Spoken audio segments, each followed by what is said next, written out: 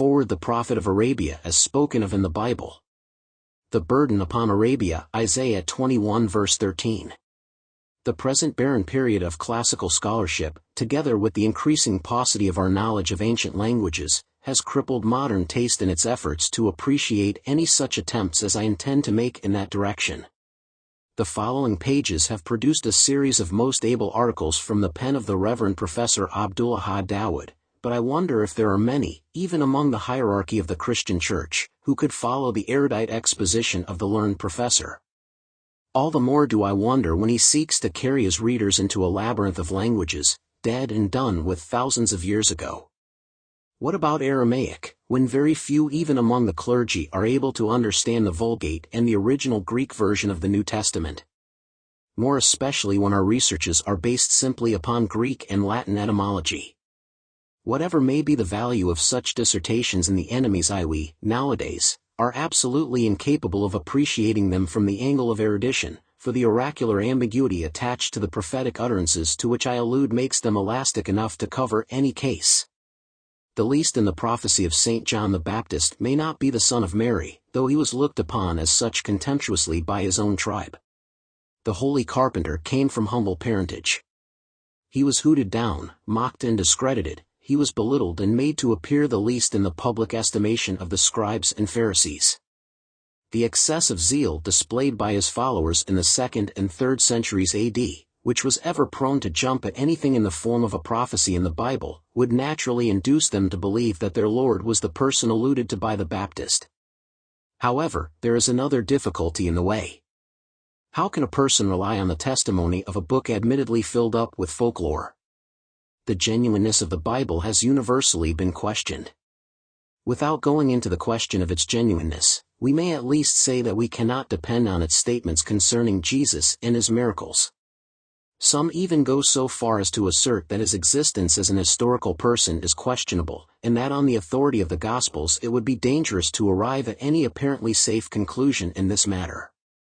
A Christian of the fundamentalist type cannot well say anything against my statement of the case. If stray sentences and detached words in the Old Testament can be singled out by synoptic writers as applicable to Jesus, the comments of the learned writer of these erudite and absorbing articles must command every respect and appreciation even from the clergy. I write in the same strain, but I have tried to base my arguments on portions of the Bible which hardly allow of any linguistic dispute.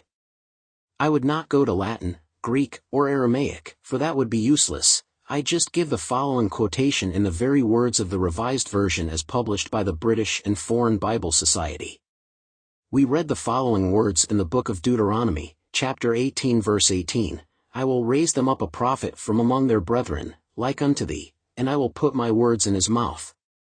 If these words do not apply to Muhammad, they still remain unfulfilled. Jesus himself never claimed to be the prophet alluded to. Even his disciples were of the same opinion. They looked to the second coming of Jesus for the fulfillment of the prophecy. So far it is undisputed that the first coming of Jesus was not the advent of the prophet like unto thee, and his second advent can hardly fulfill the words. Jesus, as is believed by his church, will appear as a judge and not as a lawgiver, but the promised one has to come with a fiery law in his right hand. In ascertaining the personality of the promised prophet, the other prophecy of Moses is, however, very helpful where it speaks of the shining forth of God from Paran, the Mecca mountain.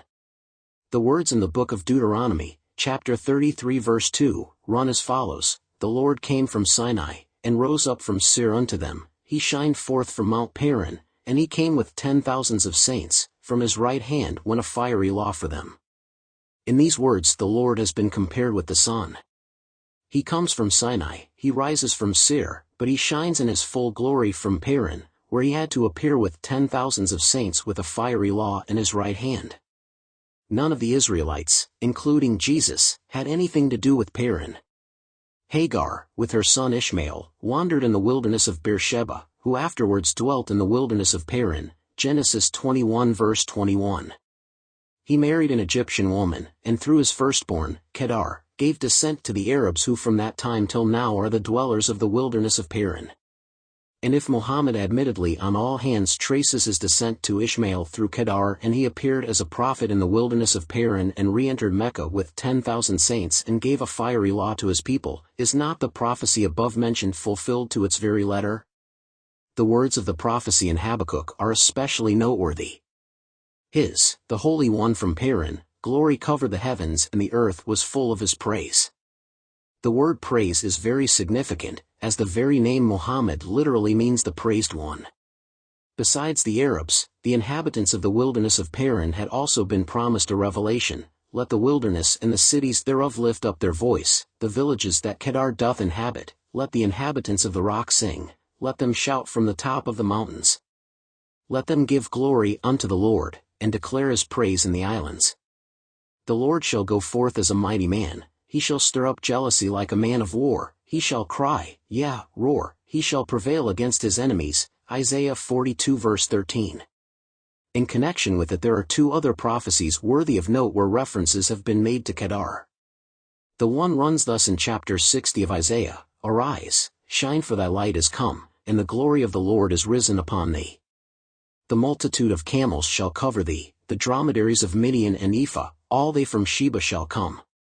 All the flocks of Kedar shall be gathered together unto thee, the rams of Nebaioth shall minister unto thee, they shall come up with acceptance on mine altar, and I will glorify the house of my glory. 1-7. The other prophecy is again in Isaiah 21, the burden upon Arabia.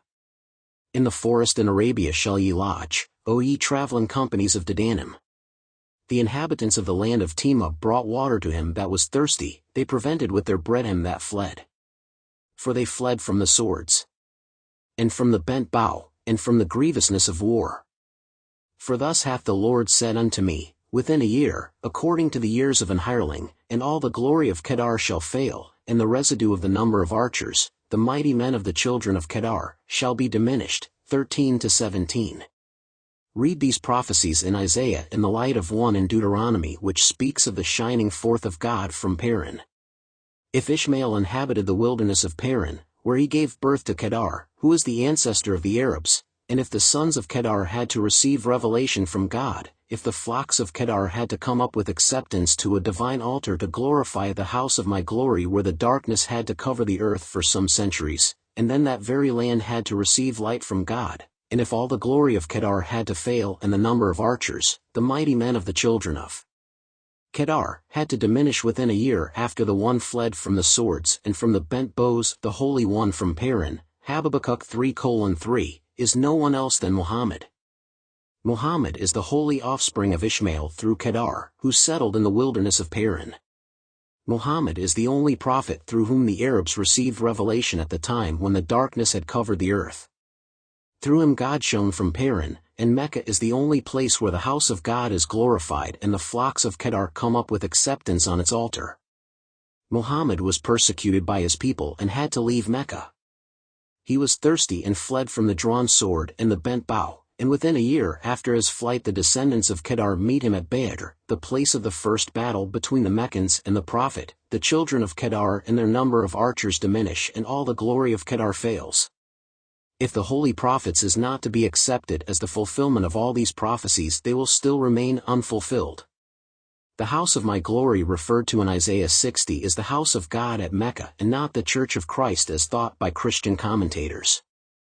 The flocks of Kedar, as mentioned in verse 7, have never come to the Church of Christ, and it is a fact that the villages of Kedar and their inhabitants are the only people in the whole world who have remained impenetrable to any influence of the Church of Christ.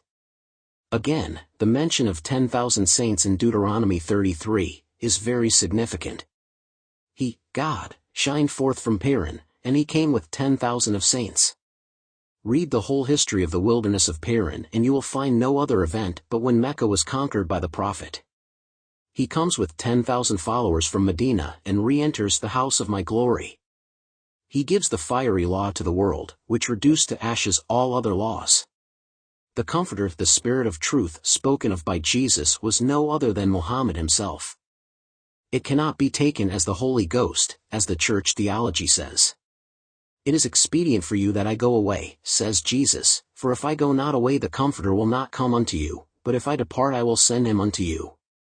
The words clearly show that the Comforter had to come after the departure of Jesus, and was not with him when he uttered these words. Are we to presume that Jesus was devoid of the Holy Ghost if his coming was conditional on the going of Jesus? Besides, the way in which Jesus describes him makes him a human being, not a ghost. He shall not speak of himself, but whatsoever he shall hear that he shall speak. Should we presume that the Holy Ghost and God are two distinct entities and that the Holy Ghost speaks of himself and also what he hears from God? The words of Jesus clearly refer to some messenger from God. He calls him the Spirit of Truth, and so the Quran speaks of Muhammad, nay, he has come with the truth and verified the apostles.